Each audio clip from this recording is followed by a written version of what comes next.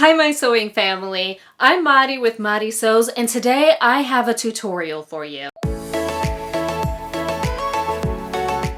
So I am going to show you how to hack the Wanda Dolman top for knits to add on a really fun funnel collar like this. Now, this hack is actually inspired by one of my all-time favorite patterns, which is Quick Sew 3928, which is designed for woven fabric. So because I wanted to show you how to do it in a knit, and quite honestly, the other pattern's really hard to find because it's out of print, I wanted to show you how to create the look on your own.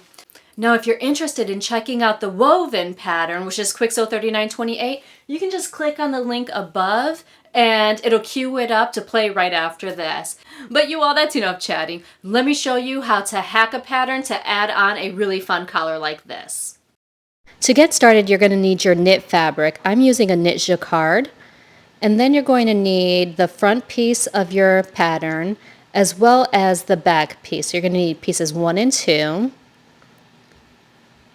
You're also going to need a pen or a marker, a tape measure, something to measure with, some pattern weights, scissors, a ruler. I'm using this big ruler, but you don't need to use anything nearly this big. And then you're also going to want to have some kind of paper. I'm using this Swedish tracing paper. Oh, and don't forget your pins. Let's start with the front piece. Now this is the front and we're going to have to make some adjustments to the actual neckline here. This neckline comes awfully low. We're going to have to raise this. So I'm working with the extra large, and to raise this I am going to first put some paper behind this neckline so that way I can draw it higher. So I'm just going to tape this in place here. Now you're going to want to use the same measurements that I'm using with all of the different sizes of this pattern. So just keep that in mind as we move through this. Okay, so go ahead and grab your ruler. You want to measure up on the side of this 1 1/4 inches. So measure it up from the center front line here and make your little dot. After you have that marked, go ahead and draw the line all the way connecting down to the bottom there. And what we're essentially doing is we're going to be building in our new neckline. Now start drawing little lines. I like to use little dashed lines for this, but there's no science to it. Just draw a line so that way it looks relatively rounded. And then we're going to cut this out. So now we're going to need to measure our new neckline that we just created. Keep in mind that we are working with 1/4 inch seam allowances here. That's going to be really important when we go to make our actual funnel pattern. Grab your tape measure and measure this entire curve.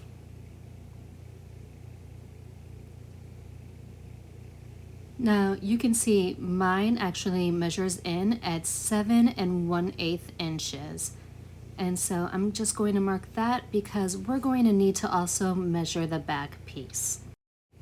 Okay, so while I have this pattern piece up, let me tell you about some other changes I made. Now I widened this piece an additional 3/4 inches right here at the seam allowance, and I graded to nothing at that notch. So you can see there's nothing and then it comes out the 3/4 inches. I also shortened this by 5 inches.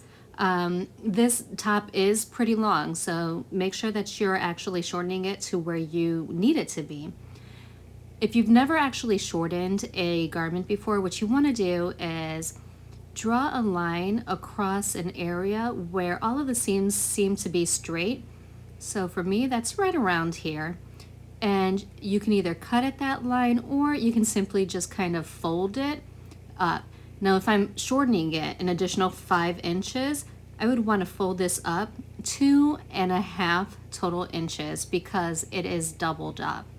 So that is how you would essentially shorten or lengthen a top. If you're lengthening it, you're just going to want to cut it and then put some additional paper behind it and tape it all in place. For the back piece, I've made all of the different changes to this one as well, except I didn't have to change the actual neckline here. So this one I measured out, and this curve measures at 7 1/8 inches as well. We'll actually add that to the other measurement that we took on the front piece. So both of these necklines actually measured in at 7 1/8 inches. We're going to add those together and then multiply them by 2. Okay, so it's math time. So for those of you who don't mind it, let's go. So the front piece measures in at 7 1/8 inches, and then our back piece is also 7 1/8 inches. When you add those together, you end up with 14 1/4 inches. Now, we need to multiply that by 2 because both of our pieces are cut on the fold. So when you do that, you end up with 28.5 inches. The seam allowance for this pattern is a 1/4 inch. And so we're going to use a 1/4 inch for our funnel neck pattern as well, which means that we need to remove half of the seam allowance from this pattern. So we're going to take that 1/4 inch times 2, which equals 1/2 inch. And that's how much we need to subtract from this 28 inches, or 28.5 inches. So we get a final number of 28. And this 28 is how long we're going to need to cut our rectangle. And if this all sounded really confusing and you're not for the math, I'm going to show you a really easy way to get to this same number by just measuring the neckline after we've sewn our shoulders together. But before we do that, I'm just going to quickly show you what we're trying to accomplish here. We're going to need one rectangle piece that is 28 inches long by 13 inches wide. And this is going to be the funnel neck that we're going to sew into our actual neckline. So I went ahead and I drew out a rectangle that was 28 inches by 13 inches wide, and this is going to be the pattern piece that I'm going to use to cut my fabric. Now you can use all 3 of your pattern pieces to cut your fabric out. Now grab your shirt and you want to put both of your pieces together so that the right sides are facing each other. So go ahead and line them up, and then you're going to want to pin your shoulder seams in place all the way down the arm.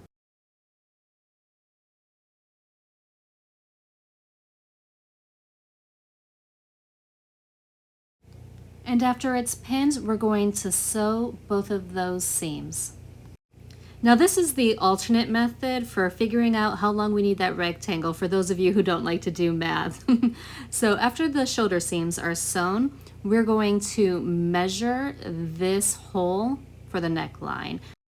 So just grab that tape measure and measure all the way around.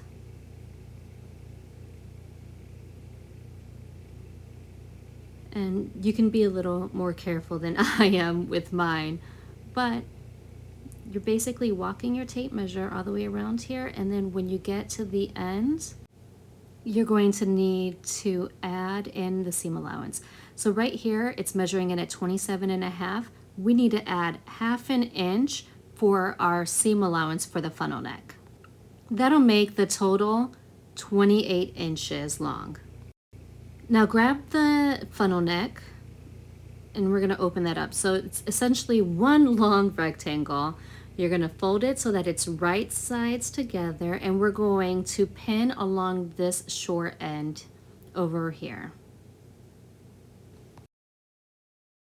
Now you need to sew this short edge. And this is what it looks like when it's all sewn up. What I like to do now is actually cut this seam in half so that way I can move the actual seam allowance in opposite directions. It just helps to reduce bulk. So I'm folding it in half, and you see where that seam allowance is. I'm going to snip it just a little bit, So that way when it's open, I can press this seam allowance in the opposite directions like that. And when you fold this in half, because the seam allowances are going in opposite directions, it's going to lay a lot nicer and it won't be as bulky.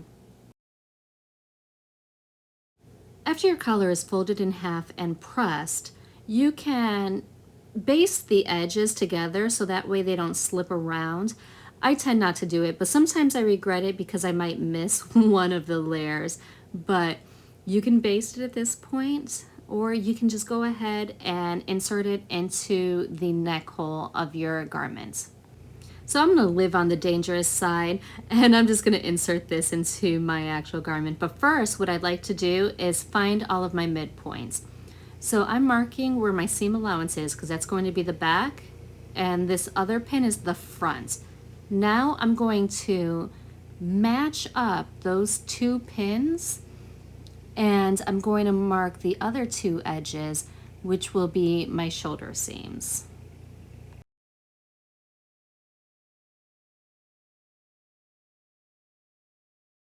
Now with my top still inside out, I'm going to insert the collar piece inside my top. And then I'm going to match up my back center seams, and I'm going to put a pin there. I'm also going to match up my center front as well as the pins with the shoulder seams here. And then I'm just going to put in a couple of additional pins to make sure that all of these layers don't budge. I don't want to risk missing any bit or piece of this actual collar when I'm serging this on.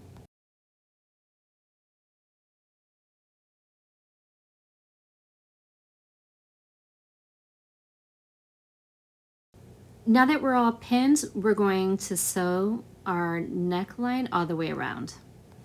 And when it's attached, this is what it's going to look like.